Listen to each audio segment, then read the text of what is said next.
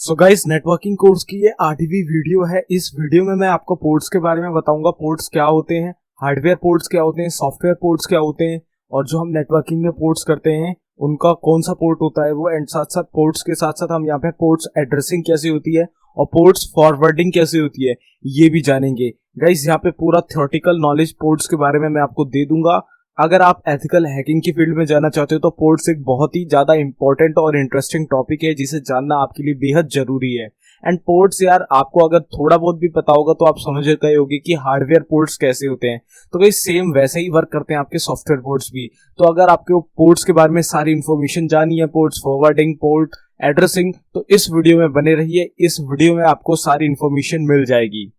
So guys, इस video को शुरू करने से पहले मैं आपको बता दूं, अगर आपने अभी तक गीकी हब को सब्सक्राइब नहीं किया तो काइंडली सब्सक्राइब करके बेल आइकन को ऑल कर लें ताकि आने वाली कोर्स की कोई भी वीडियो आपसे मिस ना हो। साथ साथ प्लेलिस्ट सेक्शन पे जाके यहाँ पे आप नेटवर्किंग कोर्स की प्लेलिस्ट को एक्सेस कर सकते हैं, बुकमार्क कर सकते हैं, सेव कर सकते हैं, जिससे आने वाली वीडियो तो बिल्कुल आपसे मिस ना हो। और साथ ही साथ आप यहाँ पे और भी बहुत सारे कोर्स यहाँ पे सीख सकते हैं। बहुत सारे कोर्स आपको मैंने यहाँ पे बना के ऑलरेडी दे रखे हैं और फ्यूचर में भी देता रहूंगा। तो अब बिना ज्यादा टाइम वेस्ट करें चलते हैं अपनी वीडियो की तरफ और जानते हैं डिफरेंट टाइप्स ऑफ नेटवर्क के बारे में।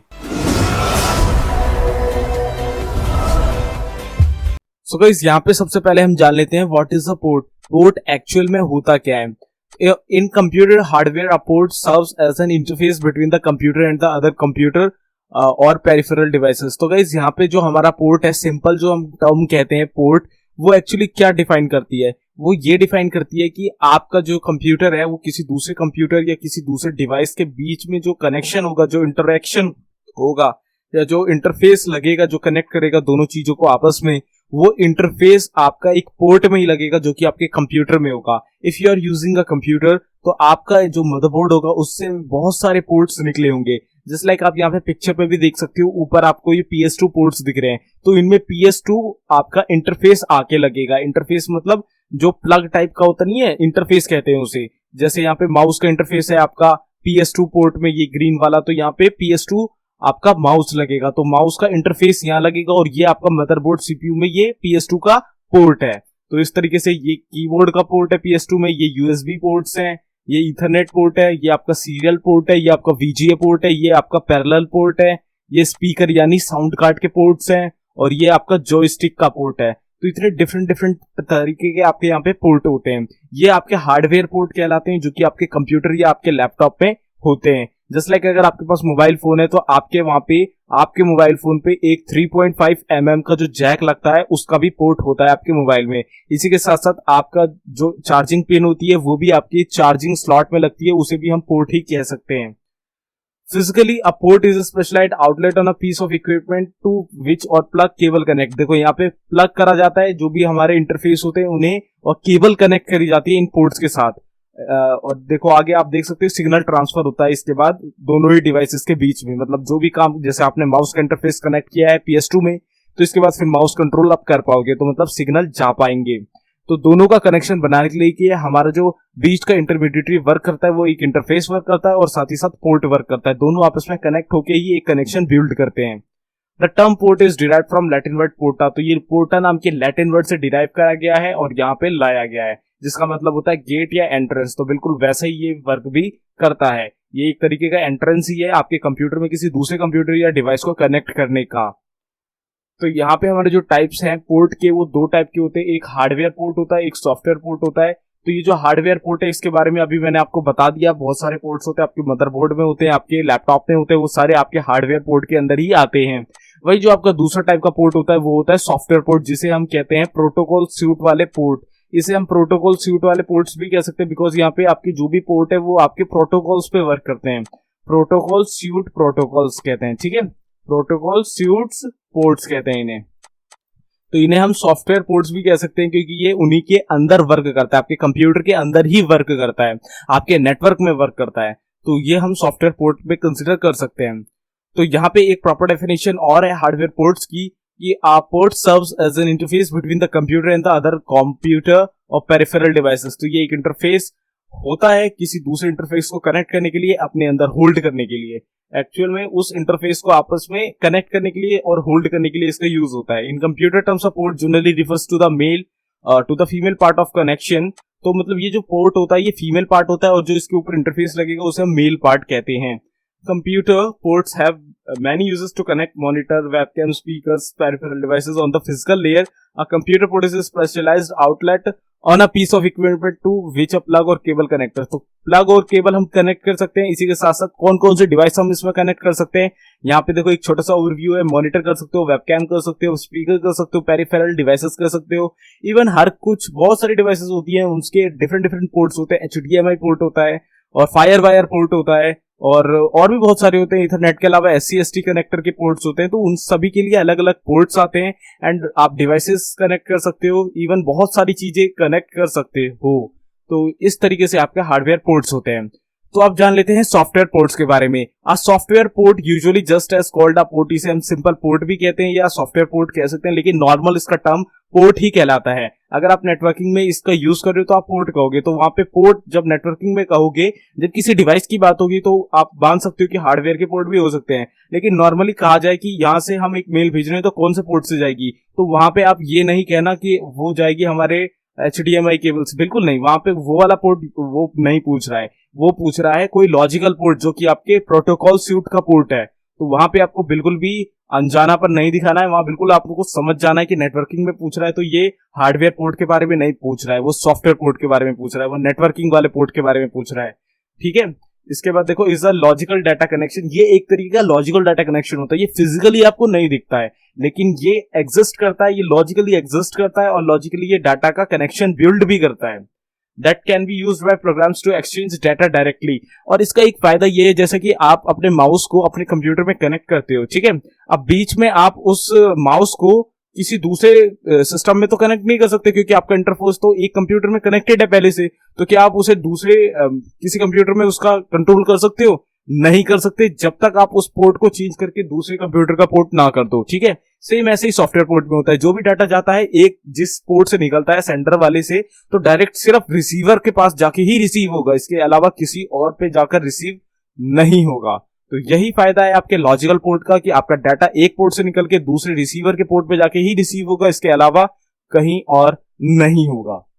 The most common of these are used TCP and UDP ports, which are used to exchange data between computers on the internet. तो guys, जो हमारे पोर्ट्स होते हैं, सॉफ्टवेयर पोर्ट्स होते हैं या नेटवर्किंग में प्रोटोकॉल सूट वाले सारे पोर्ट्स होते हैं, वो दो तरीके से कैटेगराइज होते हैं, दो तरीके पे लाइक करते हैं। एक है TCP और एक है UDP।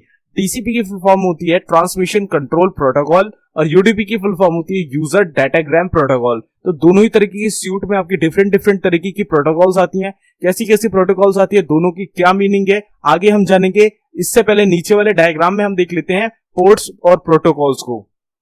तो आप यहाँ पे देख सकते हो, यहाँ पे एक क्लाइंट सिस्टम है और यहाँ पे हमारा एक गेटवे है यानी राउटर है। ठीक है, तो राउटर में यहाँ पे एक फायरवॉल लगी है, फायरवॉल में एक TCP नाम की यहाँ पे एक प्रोटोकॉल लगा रही है, TCP 443। अब 443 पोर्ट नंबर है, ठीक है, अब पोर्ट नंबर होते हैं इसमें। अब 443 किसका पोर्ट नंबर है गाइस? HTTPS का।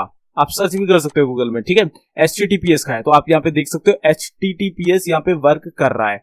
तो इस तरीके से आपका डाटा यहां से निकलेगा तो सिर्फ और सिर्फ इस राउटर में जाएगा, बीच से कहीं और नहीं जाएगा, डायरेक्ट कनेक्शन होगा वहां तक। तो यहां से डाटा निकला, इस पोर्ट से निकला, इस पोर्ट पर रिसीव हो जाएगा। इस तरीके से ये वर्क करता है। नीचे TCP का दोबारा 443 है, इसका मतलब HTTPS वर्क कर रहा है। ठीक है, यहाँ पे आपका कौन सा है देखो, HTTPS है, HTTP है सिर्फ। तो HTTP की होती है 80 पोर्ट नंबर। ठीक है, तो यहाँ पे ये वाला पोर्ट 80 होगा, ये 80 होगा। तो यहाँ से जो डाटा जाएगा डायरेक्ट यहाँ इस पोर्ट में ही रिसीव होगा, बीच में और कोई पोर्ट नहीं है। तो इस तरीके से आपका डाटा एक पोर्ट से निकल के सीधा दूसरे पोर्ट पे जाएगा और कहीं नहीं जाएगा।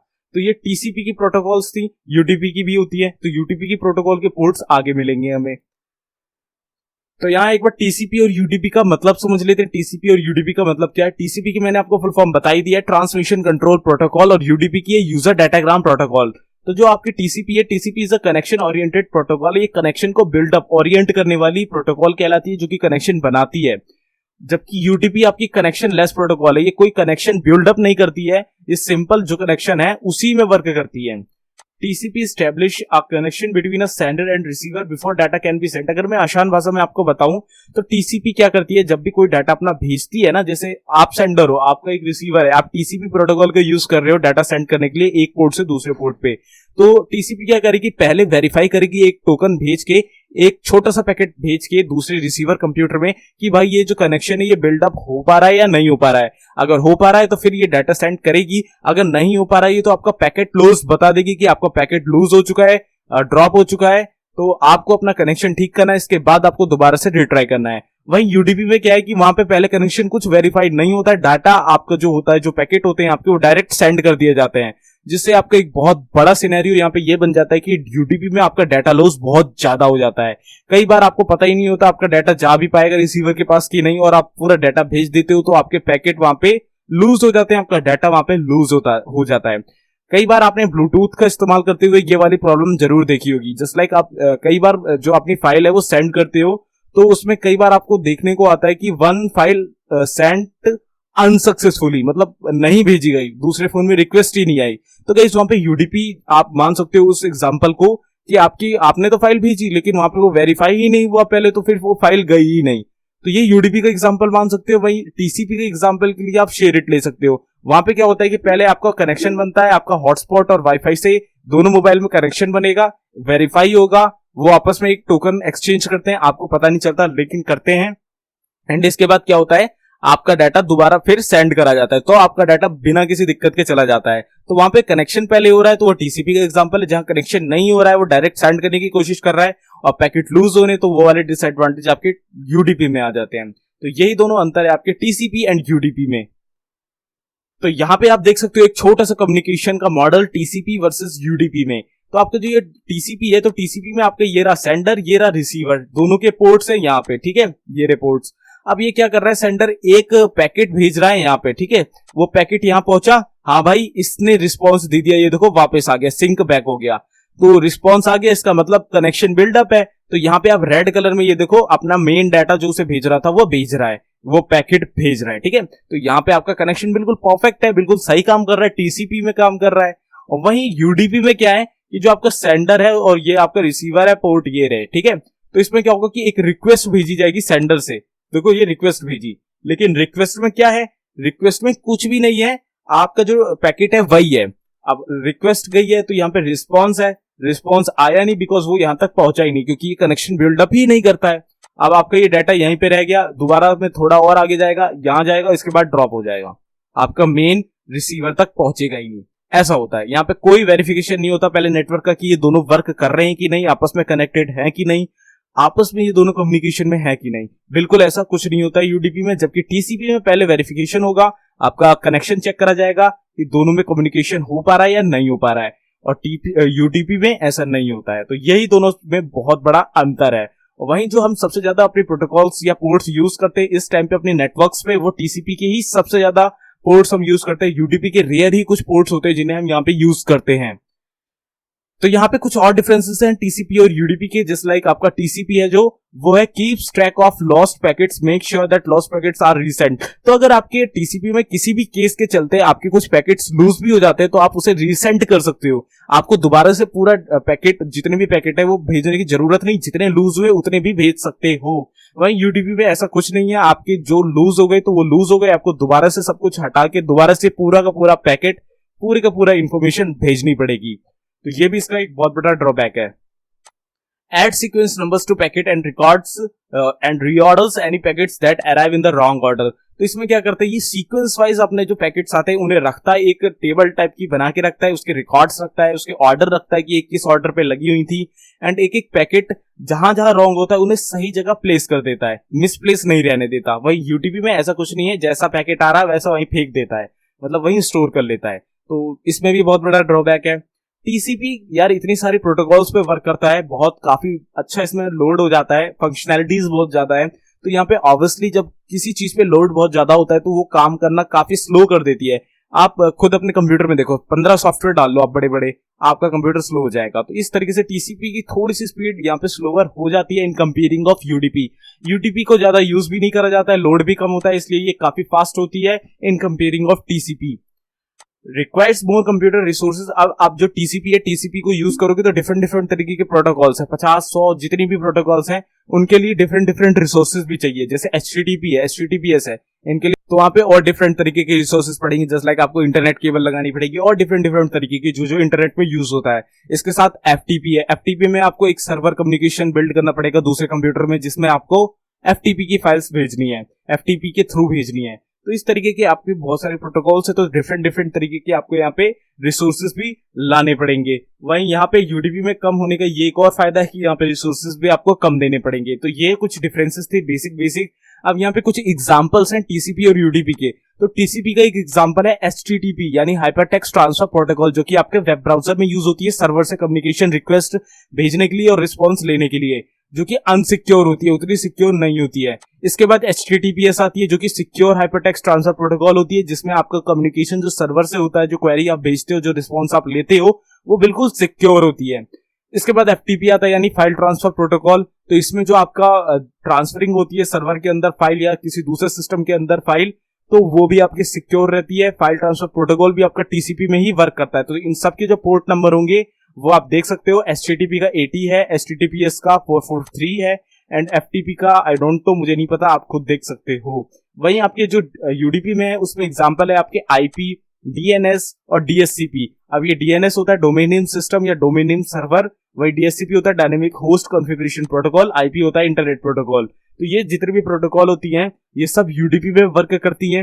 यहाँ पे आपके जो डाटा पैकेट होते हैं, इसलिए आपने आईपी में जरूर देखा होगा, आपका सिस्टम अगर कनेक्टेड नहीं है तो वेरीफाई करे बिना ही वो डाटा पैकेट लूज बता देता है। तो यहाँ पे यही वर्क करता है। तो इतनी प्रोटोकॉल यहाँ पे यूज करते हैं हम, इन प्रोटोकॉल्स को हम यहाँ पे यूज करते हैं। तो ये तीन प्रोटोकॉल यहाँ पे लिखी हुई हैं, होती बहुत ज्यादा है। अगर मैं आपको लिस्ट दिखाऊं तो बहुत लंबी लिस्ट आएगी दोनों ही प्रोटोकॉल्स की, लेकिन जो हम बेसिकली यूज करते हैं उन प्रोटोकॉल के बारे में हम यहाँ पे पढ़ेंगे। तो अब यहाँ पे हम एग्जाम्पल जान लेते हैं। तो यहाँ पे आप देख लो कितनी सारी प्रोटोकॉल्स हैं। यहाँ पे कुछ प्रोटोकॉल्स हैं जैसे डीएनएस है, फिर डीएनएस टीसीपी है, एचटीटीपी, एचटीटीपीएस, एसएमटीपी है, पॉप है और एसएनएमपी है, टेलनेट है, एफटीपी है, एसएसएच है और एएफपी आईपी है। तो इनके आप देख सकते हो यहाँ पे टीसीपी यूडीपी क्या है वो देखो यहाँ पे कैटेगराइज है, 7-7 पोर्ट नंबर है। तो एचटीटीपी का हमारा वेब में यूज होता है सर्विस में, 80 है इसका। एचटीटीपीएस हमारा एसएसएल सिक्योर वेब में यूज होता है, 443 है इसका। एसएमटीपी हमारा सिंपल मेल ट्रांसपोर्ट में यूज होता है, टीसीपी में 25 है इसका। Pop post office protocol TCP 109 और 110 इसका पोर्ट नंबर है। तो क्या होगा, जैसे आप एसएमटीपी का एग्जांपल ले लेते हैं, हम एसएमटीपी हम यहाँ पे कंसीडर कर लेते हैं। तो एसएमटीपी में हम एक पोर्ट कंसीडर करते हैं कि एसएमटीपी का पोर्ट है हमारा टीसीपी में 25, जो कि मेल ट्रांसपोर्ट के लिए यूज होता है। मेल ट्रांसपोर्ट से मतलब जो एसएमटीपी है इसकी जो फुल फॉर्म है वो है सिंपल मेल ट्रांसफर प्रोटोकॉल। देखो यहाँ पे ये रही simple mail transfer protocol SMTP. इसका इस्तेमाल क्या है, देखो पोर्ट नंबर है 25। एसएमटीपी स्टैंड्स फॉर ये main protocol for moving email on the internet, the sender initiate SMTP transfer.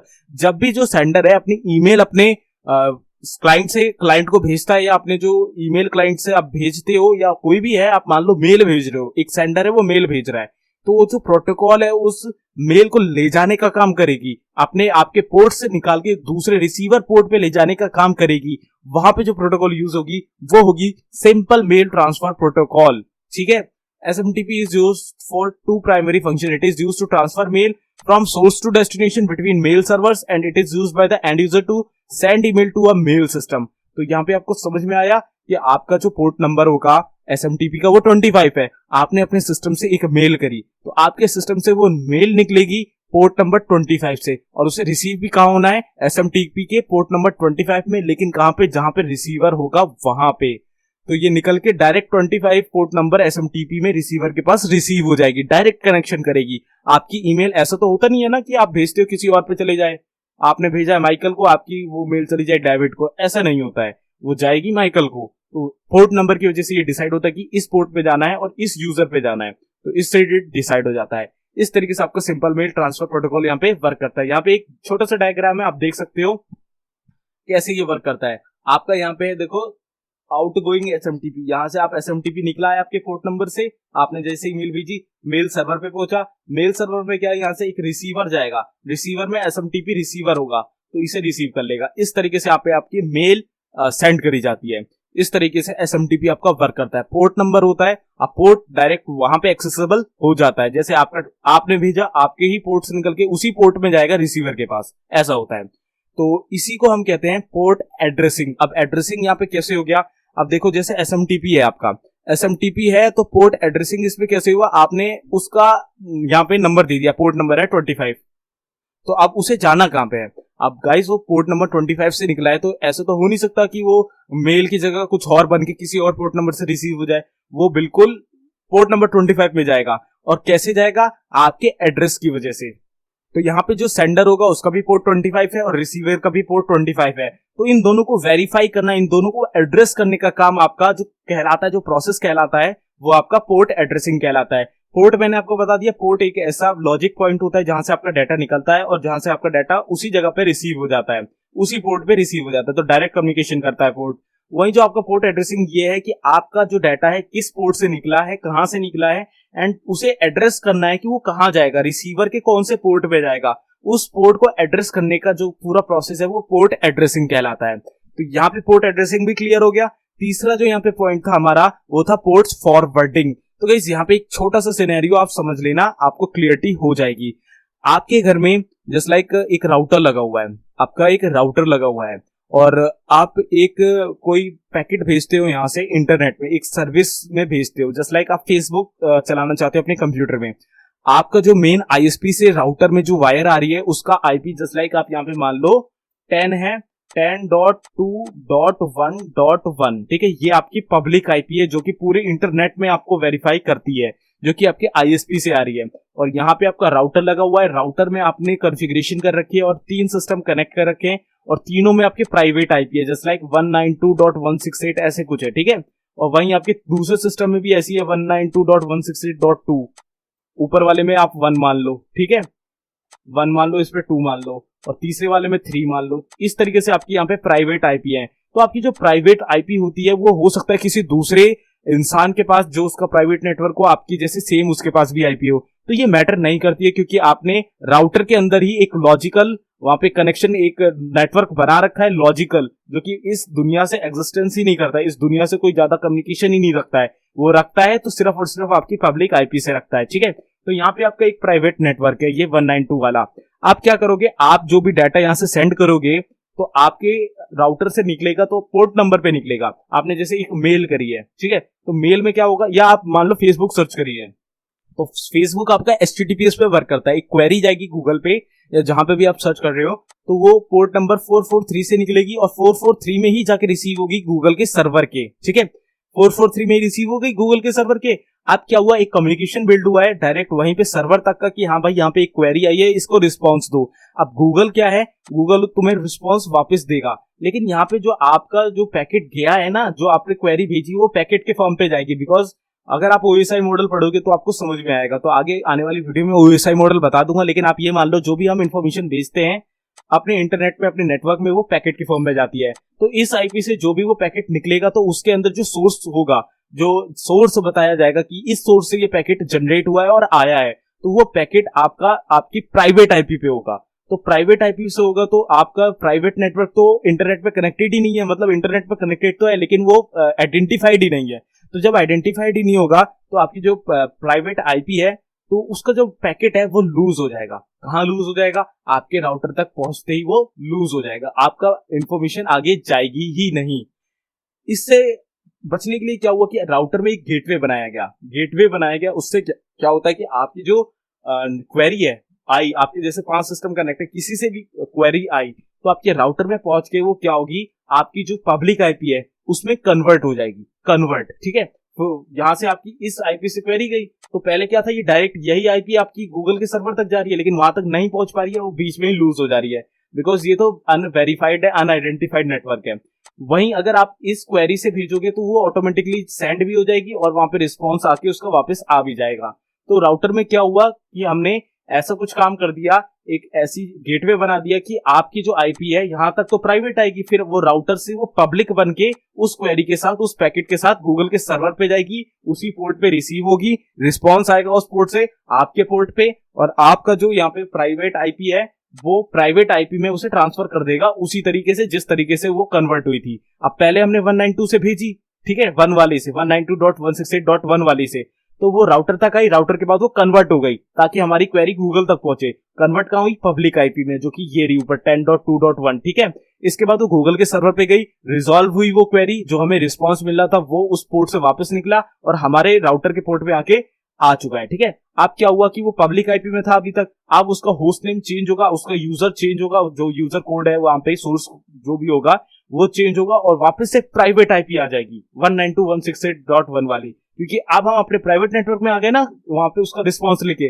तो अब यहाँ पे एक टेबल जनरेट होती है। अब वो टेबल जनरेट कौन सी होती है? वो आपकी पूरी की पूरी टेबल होती है। कौन सी वाली? जहां पे आपके एक एक रिकॉर्ड होते हैं कि आपका जो पोर्ट है वो किस पोर्ट से क्वेरी आई थी, किस आईपी से ये क्वेरी आई थी, इसके बाद ये रिजॉल्व हुई है पब्लिक आईपी में। अब जस्ट लाइक आपने 168.1 वाले से भेजा था, तो जैसे ही वो राउटर तक पहुंची थी ना और कन्वर्ट हुई थी पब्लिक आईपी में, तो वहां एक टेबल बन गई थी पोर्ट नंबर के साथ। पोर्ट नंबर लिखा था, साथ साथ उस आईपी का नाम लिखा था और क्वेरी लिखी थी। अब क्वेरी वापस आई रिजॉल्व होके, तो अब क्या करेगा राउटर? आपका उस पोर्ट नंबर को उठाएगा, मैच करेगा, मैच हो गया। आईपी उठाएगा, आईपी को वेरीफाई कर लेगा, हाँ भाई ये एग्जिस्ट करता है उसके नेटवर्क में, और क्वेरी को मैच करेगा। अगर क्वेरी सेम होती है तो वो जो पोर्ट है वहां से आपका जो डाटा है आपके कंप्यूटर को ट्रांसफर कर दिया जाएगा, आपकी आईपी में ट्रांसफर कर दिया जाएगा, यानी आपको फेसबुक ओपन हो जाएगा। तो यही जो एड्रेसिंग करनी होती है ना, कि हाँ भाई मैच करने वाला, टेबल से मैच करने वाला, कि भाई ये क्वेरी इस कंप्यूटर से आई थी, इसी को हम कहते हैं पोर्ट फॉरवर्डिंग। कि आपको वो जो डाटा आपके पास रिसीव हुआ है राउटर में सर्वर के द्वारा, तो उसे कहां पे उसे फॉरवर्ड करना है। 5 सिस्टम है, 3 सिस्टम है, तो किससे आई थी वो क्वेरी, तो उसका डाटा पहले बन गया, टेबल बन गई, और अब उसे फॉरवर्ड करना है उसी टेबल के अनुसार कि किससे आई थी उसी में फॉरवर्ड करना है। तो इस तरीके से आपका ये पूरा पोर्ट एड्रेसिंग और फॉरवर्डिंग ये सब वर्क करता है। आई होप आपको यहाँ पे क्लियरिटी हुई होगी। कुछ नहीं किया, एक बार और छोटा सा ओवरव्यू दे देता हूँ। आपके 192.168 से एक आपने क्वेरी भेजी है facebook.com को कि मुझे फेसबुक ओपन कर दो। HTTPS कनेक्शन होता है, आप मान लो 443 आपके पोर्ट से निकली, तो आपके कंप्यूटर से निकल के राउटर पे पहुंची, यानी गेटवे तक पहुंची। अब गेटवे में क्या होगा कि अगर आप प्राइवेट आईपी से ही गूगल के सर्वर में भेजती हो 192.168, तो प्राइवेट आईपी हजारों कंप्यूटर में होंगी जो अलग अलग नेटवर्क में कनेक्टेड है, तो ये रिजॉल्व नहीं हो पाएगी पब्लिकली, ठीक है। तो क्या होगा कि यहाँ पे आपका जो राउटर है वो गेटवे में क्या होगा कि आपकी क्वेरी यहाँ तक पहुंची 192.168.1 से, और यहाँ पे एक टेबल बन गई, आपकी क्वेरी का नाम, आपकी आईपी एड्रेस और आपका पोर्ट नंबर। अब वो क्वेरी पब्लिक आईपी में कन्वर्ट हो गई, जो कि आपकी इंटरनेट में अवेलेबल है, जो कि आईएसपी से आपको मिली है, उस आईपी में कन्वर्ट होगी। वो पैकेट आपका जाएगा गूगल के सर्वर पे, वहां रिजॉल्व होगा, आपको जो रिस्पॉन्स है वो मिलेगा, और आपके उस पोर्ट से, गूगल के सर्वर के उसी पोर्ट से, 443 पोर्ट से आपकी वो क्वेरी वापस आपके राउटर तक पहुंचेगी। राउटर में जैसी पहुंचेगी, वो आपका राउटर चेक करेगा कि ये भाई क्वेरी मैच होती है कि नहीं होती, जो हमें रिसीव हुई थी, वो क्वेरी मैच कर लेगा, फिर पोर्ट नंबर मैच करेगा, इसके बाद आईपी देखेगा कि इस सिस्टम से क्वेरी गई थी, तो इसी सिस्टम में फॉरवर्ड कर देगा। इसी कहते हैं पोर्ट फॉरवर्डिंग, ठीक है। तो इसीलिए आप अब 5 डिवाइसेस भी राउटर से कनेक्ट करोगे तो ऐसा कुछ नहीं होता है कि आप अपने मोबाइल में फेसबुक ऑन कर रहे हो तो आपके दूसरे मोबाइल में ऑन हो जाए। अगर फॉरवर्डिंग नहीं होता ना, तो ऐसे के इस चीज के भी चांस हो जाते। तो इस तरीके से आपको पोर्ट फॉरवर्डिंग भी वर्क करता है। आई होप आपको पोर्ट क्लियर हो गए होंगे। आपका डाटा एक जगह से लॉजिकली निकलता है प्रोटोकॉल पे और दूसरी जगह रिसीव हो जाता है, तो डायरेक्ट कनेक्शन होता है, किसी दूसरे डिवाइस का बीच में कोई इंटरेक्शन नहीं हो पाता है। अगर होता है तो फिर वो साइबर सिक्योरिटी एथिकल हैकिंग में चला जाता है केस। तो इस तरीके से आपका पूरा पोर्ट वाला सिस्टम था। आई होप आपको यहाँ मैंने एक अच्छी क्लियरिटी दे दी होगी, और यहाँ पे आपको पोर्ट्स के कोई भी कंफ्यूजन हो रहा है तो यार मेरे को जरूर से नीचे कमेंट कर देना। So I hope guys you got the point of the video. Ports के बारे में कुछ इन्फॉर्मेशन यहाँ पे मैंने आपको जो भी दी है वो आपको समझ में आई होगी। अगर नहीं आई है तो एक बार वीडियो को दोबारा देखो ताकि क्लियरिटी हो जाए। कोई भी क्वेश्चन हो, क्वेरी हो तो जरूर से कमेंट कर देना। इस वीडियो के लिए एक लाइक कर देना और शेयर करना चाहो कोर्स को जरूर से कर देना। पूरा कोर्स एक्सेस नहीं किया तो लिंक नीचे डिस्क्रिप्शन पे है, जाके पूरी लिंक एक्सेस करो, पूरा कोर्स एक्सेस करो, बुकमार्क कर लो ताकि आने वाली कोई भी वीडियो आपसे मिस ना हो। स्टार्टिंग से नहीं देखा तो स्टार्टिंग से देख लो। तो गाइस मैं मिलता हूं आपसे अगली वीडियो में, तब तक के लिए goodbye, take care, stay healthy and जय हिंद।